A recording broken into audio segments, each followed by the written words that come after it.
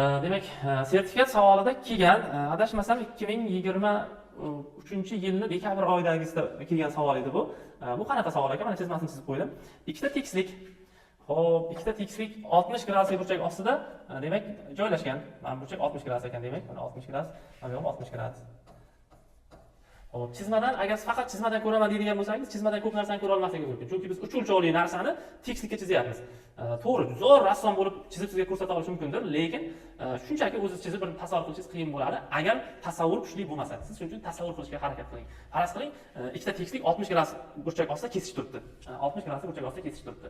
Va o'sha tekisliklarni biridan A nuqta olgan, kesishgan chizig'iga demak perpendikulyar tushirilgan A1 nuqta bilan belgiladim. Yana boshqa bir joydan ikkinchi tekisligimizda bir B nuqtasini olgan va kesishgan joyga perpendikulyar tushirilgan, uni B1 bilan belgilab qo'ydik. Demak, A1 B1 masofamiz 17 ga teng. Demak, B1 masofamiz 13 ga, A1 16 ga teng bo'lsa, A nuqtadan B nuqtagacha bo'lgan masofani toping. Demak, bu sertifikatda kelgan savol, ko'pchilikni qiynagan savol. Xo'p, sizlar tasavvur qilishingiz uchun keling, yana bir men ko'rsatishga harakat qilaman. Yoki mana shu listni qayerga qo'yaylik, mana. Ikkita tekisligimiz qanday qilib 60 gradus burchak ostida kesishib turibdi? Mana. Demak, mana shunday holatda turadigan bo'lsa, ikkita tekislik orasidagi burchak 60 gradus. Mana shunday holatda ko'rishimiz mumkin. Mana 60 gradus. Endi mana shu masofani so'ragan, x masofani toping deb savol qo'yilgan. Buni tasavvur qilganimiz uchun juda ham oson ishlaymiz. Chunki tasavvur qila olmasak qiyin. Hozir nimani bilishimiz kerak? Qarang. Mana shu A1 kesma pastdagi tekislik bilan ham 60 gradus burchak hosil qilgan. Chunki u shunaqa qayrilgan holatda turibdi. Men buni yaxshiroq tasavvur qilish uchun shu chizmani qayta chizib oldim. Mana bu yerdan hozir chizmani ko'taraman. Mana chizmani qayta chizib oldim. Demak, siz boya to'g'ri turganda, men o'shani hozir belgilab qo'yaman. Mana bu demak bizda A, mana bu joy A1 edi. Demak, mana.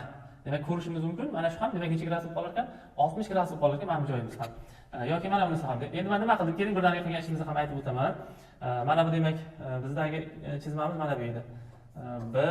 B1. Mana bu o'zaro perpendikulyar. Mana bu ham o'zaro nima edi?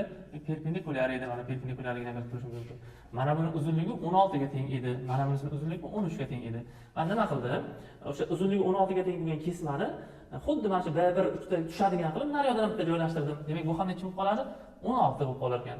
Xo'p, uzunligi 13 ga teng bo'lgan kesmani, demak, A1 kesmani oxiriga moslab mana bu yerdan bitta 13 ga teng bo'lgan kesmani joylashtirdim. O'shanda mana shu kesmalarning orasidagi burchak necha gradus bo'ladi? Mana shu burchak. Bu burchak ham o'z-o'zidan 60 gradusni tashkil qilib qoladi. Nima uchun 60 gradus bo'ladi? Chunki ikkita tekislik o'zaro 60 gradus bo'lib turibdi. Ularga to'g'ri bir-biriga perpendikulyar qilib ikkita kesmani joylashtiradigan bo'lsak, ular ham necha gradus bo'ladi? 60 gradus bo'ladi. Ana shuni biz tasavvur qila oldik. Mana bu ham 60 gradus, mana bu ham 60 gradus. Mana biz izlayotgan kesma x. Demak, bizga o'sha A1 B1 masofamiz 17 edi. Mana bu joylar ham necha bo'lib qolar ekan? 17 ga teng bo'lib qolar ekan. Ko'rib turibmiz, mana shu yerda to'g'ri to'rtburchak hosil bo'lib qoldi. To'g'ri to'rtburchak keling. Mana bu demak, bu yerda ataymiz, buni y deb ataydigan bo'lsa, mana y.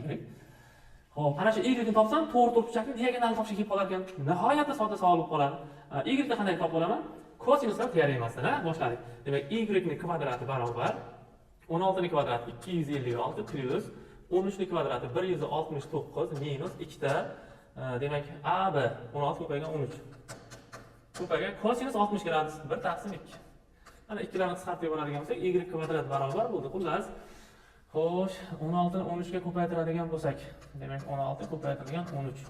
3 kere 6 18 ni 8 bir yoqda, 3 4 6 1 plus 8 10 0 208 bo'lar ekan.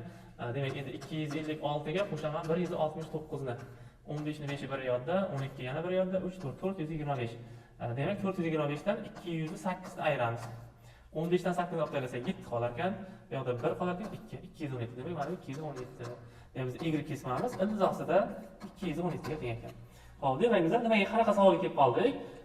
Eni 17 ga, bu yer esa iltizosida 217 ga teng bo'lgan to'g'ri to'rtburchakni diagonalini topsak, boya biz izlayotgan masofani topgan bo'lamiz. Keling, narki chizmani ham ko'rsatib qo'yay. Mana shu kesmani uzunligini topgan bo'lamiz. Endi hozir men bu yerda chizadigan bo'lsam, sizga men ko'rsatishim qiyin bo'lishi mumkin. Chunki men bu yerda hozir 16 ga kesma tushiradigan bo'lsam, 16 tushirsam, mana orasidagi burchak 60 gradusligini siz tasavvur qila olmaysiz. Qanaqa 60 gradus bo'lib qoldi ekan. Shuning uchun men parallelroq qilib, qayerroq chiza olishga harakat qildim. Xo'sh.